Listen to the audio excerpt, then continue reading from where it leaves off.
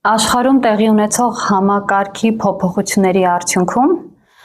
հիմա ավելի շատ քննարկելի է դարձել երրորդ համաշխարհային պատերազմը։ Ձեզ ուզում եմ նաև այդ մասով մի ինֆորմացիա տալ։ Համաշխարհային պատերազմ չի լինելու։ Ամեն դեպքում մոտակա 100 տարին չի լինելու։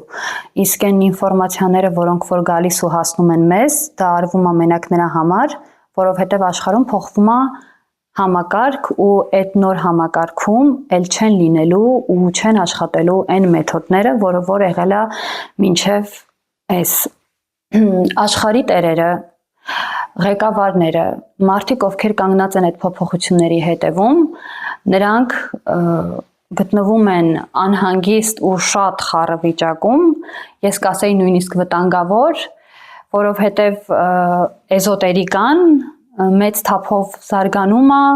աշխարհաճանաչումը, բացահայտումը զարգանում է ու արդյունքում ինֆորմացիան դառնում է հասանելի,